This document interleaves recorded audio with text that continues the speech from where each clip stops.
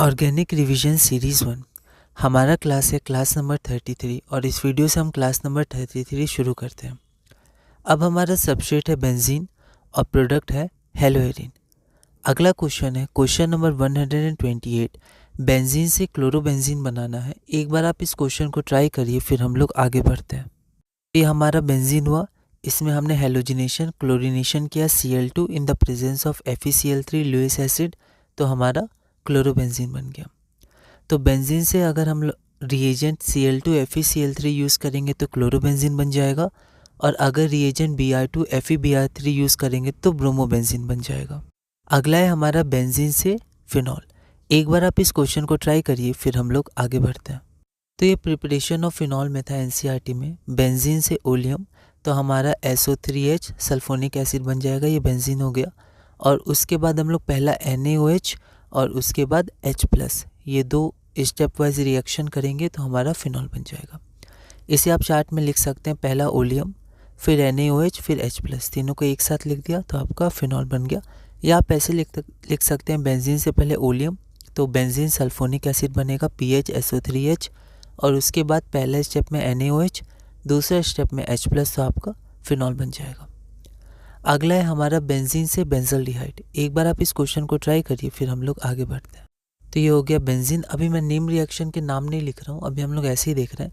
ORH2 में हम लोग अच्छे से पढ़ेंगे बेंजीन, और ये हमारा हो गया बेंजल्डिहाइड।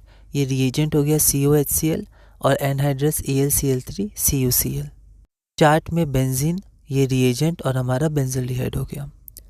अगला है 13.4। बेंजीन से एरोमेटिक कीटोन बनाना है, और एरोमेटिक कीटोन में जनरली एसिटोफेनॉन हमें पढ़ना है। तो बेंजीन से एसिटोफेनॉन, क्वेश्चन नंबर 129। एक बार आप इस क्वेश्चन को ट्राई करिए, फिर हम लोग आगे बढ़ते हैं। तो ये हो गया बेंजीन। फिर ये फ्रीडल-क्राफ्ट एसाइलेशन, ये इंपॉर्टेंट है, इसे ध्यान रखिएगा। तो यहाँ पर आपका एसिटोफेनॉन बन गया। तो बेंजीन से एसिटोफेनॉन, ये फ्रीडल-क्राफ्ट एसाइलेशन रिएक्शन। फिर हमारा है 14.1। सबस्ट्रेट है अल्काइल बेंजीन और प्रोडक्ट हेलो अल्काइन बेंजीन। तो अब हम लोग एक अल्काइल बेंजीन, ये लास्ट सबस्ट्रेट ले रहे हैं। तो क्वेश्चन है क्वेश्चन नंबर 130। टॉलिन से हेलो टॉलिन। एक बार आप इस क्वेश्चन को ट्राई करिए, फिर हम लोग आगे बढ़ते हैं। तो यहाँ पर हेलोजिनेशन हो जाएगा। XU और Fe यहाँ पर डार्क है, ठीक है।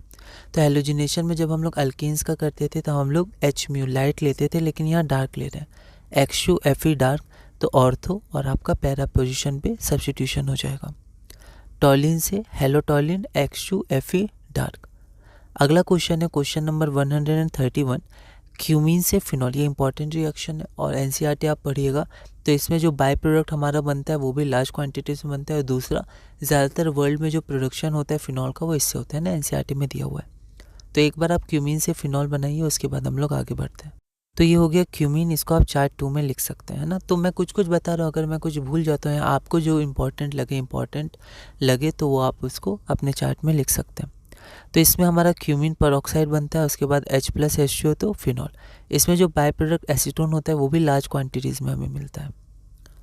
तो क्यूमीन, फिर हमने यहाँ पर O2, ठीक है। तो परऑक्साइड बनेगा क्यूमीन परऑक्साइड, H+SO फिनॉल, और एसीटोन में हमने लिख दिया, यहाँ पर रेड पेन से मार्क कर दिया क्योंकि ये लार्ज क्वांटिटीज़ में फॉर्म होता है। अगला है हमारा 14.2। टॉलिन से बेंजल्डिहाइड। एक बार आप इस क्वेश्चन को ट्राई करिए, फिर हम लोग आगे बढ़ते हैं। टॉलिन से बेंजल्डिहाइड जब आप देखिएगा प्रिपरेशन ऑफ एल्डिहाइड्स में, तो 3 रिएक्शंस आपके मेनली दिए हुए हैं, ठीक है। तो 3 रिएक्शन दिए हुए तो हम लोग वही करेंगे ना। सब NCERT बेस्ड है, आप NCERT रीडिंग करते रहिएगा, रिएक्शंस बार बार पढ़ते रहिएगा और चार्ट रिवाइज करिएगा। तो पहला टॉलिन, फिर CrO2Cl2 इन SS2 सॉल्वेंट, तो इंटरमीडिएट बनता है। फिर H3O+, तो बेंजल्डिहाइड। उसी तरह CrO3 CH3CO2O, तो फिर इंटरमीडिएट बनेगा। फिर H3O हीट, तो बेंजल्डिहाइड। और यहाँ पर जब आप क्लोरीनेशन कराएंगे, साइड चेन क्लोरीनेशन, तो CHCl2 बनेगा। इसको बेंजल क्लोराइड बोलते हैं, इसको आप लिख सकते हैं चार्ट 2 में ना।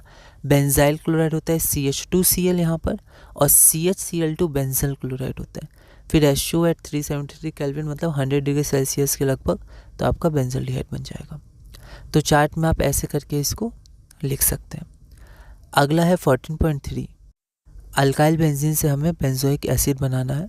क्वेश्चन है बेंजोइक एसिड, ये हो गया बेंजोइक एसिड। एरोमेटिक एसिड में हमें बेंजोइक एसिड ही पढ़ना है, क्योंकि उसी के रिएक्शन जनरली हम लोग देखेंगे, और अगर कुछ और होगा तो हम लोग उसको मिसलेनियस एग्जांपल्स में देखेंगे। सब्स्टिट्यूटेड बेंजोइक एसिड आ सकता है। तो क्वेश्चन नंबर 132 है, आपको टॉलिन से बेंजोइक एसिड बनाना है। एक बार आप इस क्वेश्चन को ट्राई करिए, फिर हम लोग आगे बढ़ते हैं। तो ये हमारा हो गया टॉलिन।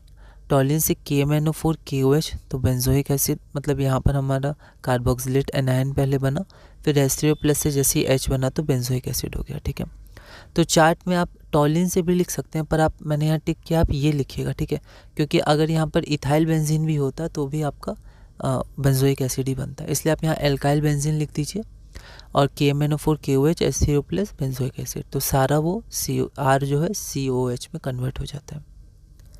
ठीक है, अब चार्ट में हम लोग कुछ एडिशनल रिएक्शन लिख रहे हैं, जैसे हमने अमीन्स के बाद लिखा था कुछ डाइजोनियम के रिएक्शंस, वैसे आप इसको लिख सकते हैं। सैलिसाइक्लिक एसिड CH3CO2SOH+, तो एस्पिरिन बनता है। एस्पिरिन को आप चार्ट 2 में लिख सकते हैं, ये इंपॉर्टेंट रिएक्शन है, इस पूरे रिएक्शन को आप ध्यान रखिएगा। इसका और भी एक प्रोडक्ट होता है, इसका स्ट्रक्चर सब आप ध्यान रखिए, ये क्वेश्चन प्रीवियस ईयर्स में पूछा गया है, इंपॉर्टेंट क्वेश्चन है। इसको एस्पिरिन कहते हैं, चार्ट 2 में आप लिख लीजिएगा। उसके बाद बेंजोइल क्लोराइड से बेंजल्डिहाइड। ठीक है, ये नेम रिएक्शन है, पर हम लोग अभी सिर्फ लिख रहे हैं इसको। तो ये हमारा बेंजोइल क्लोराइड होता है, इसको चार्ट 2 में लिख लीजिएगा। H2PDBaSO4 से बेंजल्डिहाइड बन जाता है। उसके बाद बेंजल्डिहाइड से बेंजाइल क्लोराइड, तो कॉन्क NaOH। ठीक है, ये आपका हो गया कैनिज़ेरो रिएक्शन। तो बेंजल्डिहाइड भी एक कॉमन प्रोडक्ट है, कॉमन ऑर्गेनिक फॉर्म मतलब कॉमन ऑर्गेनिक कंपाउंड है, और बेंजाइल क्लोराइड भी कॉमन ऑर्गेनिक कंपाउंड है। तो जो कॉमन नेम्स स्ट्रक्चर्स होते हैं उनके बीच के जो भी रिएक्शंस होते हैं वो इंपॉर्टेंट हो जाते हैं।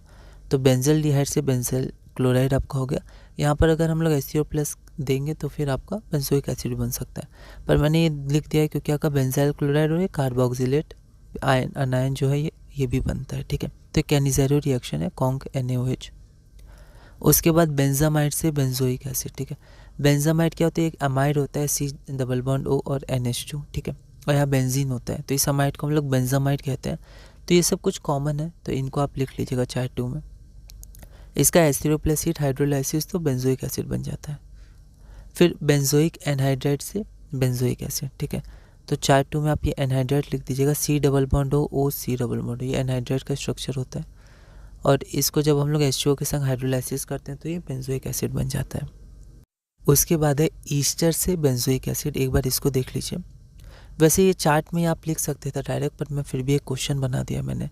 इथाइल बेंजोएट से आप बेंजोइक एसिड एक बार ट्राई करिए। तो ये हो गया इथाइल बेंजोएट। ठीक है, ये इथाइल और यहाँ पर बेंजोएट बेंजीन के संग आया ईस्टर ग्रुप, तो OH लग जाएगा, इथाइल बेंजोएट।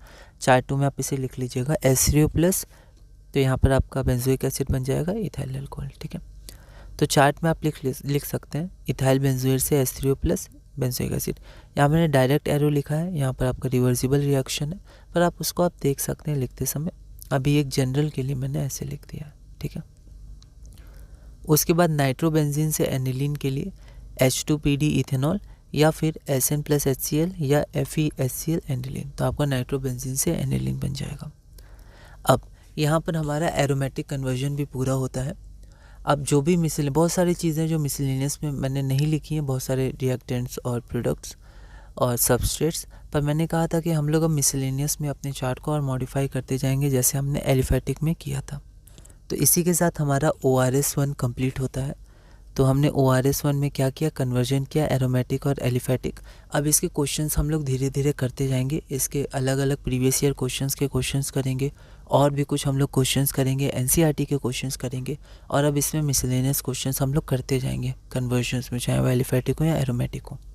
और अब हम लोग शुरू करेंगे ORS2, और ये बहुत इंपॉर्टेंट होने वाला है। क्यों इंपॉर्टेंट होने वाला है? सबसे पहला तो ये सबसे मेन है क्योंकि इसमें हम लोग मैकेनिज़्म जानेंगे और नेम रिएक्शन जो बहुत इंपॉर्टेंट होते हैं, और साथ में कुछ मैकेनिज़्म या फिर product based reaction, reagent based reaction जिनके नाम होते हैं, जैसे हाइड्रोबोरेशन, ऑक्सीडेशन, ठीक है, डिहाइड्रेशन, ये सब, और कुछ नेम रिएक्शन जैसे फिंकलस्टीन रिएक्शन, स्वार्ट्स रिएक्शन। ठीक है, तो ऐसे करके हम लोग रिएक्शंस जानेंगे और ऐसे करके हम लोग इसके मैकेनिज़्म जानेंगे। एक ये बात। दूसरी बात ये इंपॉर्टेंट इसलिए है क्योंकि इसमें हम लोग मेंस के कॉन्सेप्ट पढ़ेंगे, ठीक है। और ये एडवांस में भी यूज हो सकते हैं और ये बोर्ड में भी यूज हो सकते हैं, और ये जो जनरल ऑर्गेनिक केमिस्ट्री की समझ है उसमें भी यूज़ हो सकते हैं, ठीक है। पर मेनली हम लोग फोकस अभी मेंस में करेंगे बोर्ड के बाद, ठीक है। तो इसमें हम लोग मैकेनिज़्म जानेंगे जो बहुत ही इंपॉर्टेंट है। एक मैकेनिज़्म हमने थोड़ा सा पढ़ा भी था, जो नाइट्राइल के केस में हमने पढ़ा था, उसका हाइड्रोलाइसिस इमीन बना के उसका हाइड्रोलाइसिस हुआ था। तो ऐसे करके हम लोग मेंस के कॉन्सेप्ट्स पढ़ेंगे इसमें, और मैकेनिज़्म के कॉन्सेप्ट पढ़ेंगे, एलिफेटिक के, एरोमेटिक के, टाइप्स ऑफ रिएक्शंस हम लोग देखेंगे। और ये हम लोग बोर्ड के तो पढ़ेंगे ही, और साथ में इसमें थोड़ा सा एडवांस लेवल, एडवांस मतलब जेई एडवांस नहीं, एडवांस यहाँ पर मतलब है बोर्ड से थोड़ा ऊंचा, मेंस लेवल तक का, ठीक है। और थोड़ा बहुत कॉन्सेप्ट एडवांस का भी आएगा, पर अब फोकस हमारा रहेगा बोर्ड और मेंस, क्योंकि मैंने कहा था कि हमारे पास अक्टूबर है, नवंबर है, दिसंबर है, तो 3 महीना और बोर्ड हमारा कंप्लीट हो चुका है। तो बोर्ड में हम लोग आगे बढ़ते रहेंगे, पर साथ में अब हम लोग मेंस के कॉन्सेप्ट्स भी टच करेंगे। तो थोड़ा हाई लेवल मैकेनिज़्म में हम लोग जाएंगे एज़ कम्पेयर टू बोर्ड, क्योंकि बोर्ड में मैकेनिज़म्स आए हैं, और कुछ एडिशनल इन्फॉर्मेशन के साथ हम लोग ORS-2 अच्छे से पढ़ेंगे। तो इस वीडियो में हमने अपना ORS-1 पूरा किया। अगली वीडियो में हम लोग मिसलेनियस क्वेश्चंस करेंगे, और अब हम लोग धीरे धीरे ORS-2 भी शुरू करेंगे, जिसमें हम लोग नेम रिएक्शंस, उसमें भी 2 पार्ट होगा। जैसे इसमें 2 पार्ट था आपका एलिफेटिक और एरोमेटिक, उसमें भी 2 पार्ट होगा। एक होगा नेम रिएक्शंस, ORS-2 में ही एक होगा नेम रिएक्शंस, और ORS-2 में ही एक होगा आपका रिएक्शंस बेस्ड ऑन मैकेनिज़म्स, या जिनके नाम बेस्ड ऑन प्रोडक्ट्स हैं, या बेस्ड ऑन सबस्ट्रेट हैं, या बेस्ड ऑन रिएजेंट्स है। वैसे मतलब नेम रिएक्शंस को छोड़ के जो बचा वो एक पार्ट, और नेम रिएक्शंस एक पार्ट, 2 तरह। जैसे इसमें एक पार्ट एरोमेटिक कन्वर्जन था, एक पार्ट एलिफेटिक कन्वर्जन, उसी तरह ORS-2 में एक पार्ट होगा नेम रिएक्शंस, और एक पार्ट होगा नेम रिएक्शंस को छोड़ के जो रिएक्शंस, ठीक है। तो इस वीडियो में हमने ORS-1 पूरा किया। अगली वीडियो में हम लोग मिसलेनियस क्वेश्चंस करेंगे, और धीरे धीरे ORS-2 शुरू करेंगे, और अपने रिवीजन सीरीज़ में आगे बढ़ेंगे।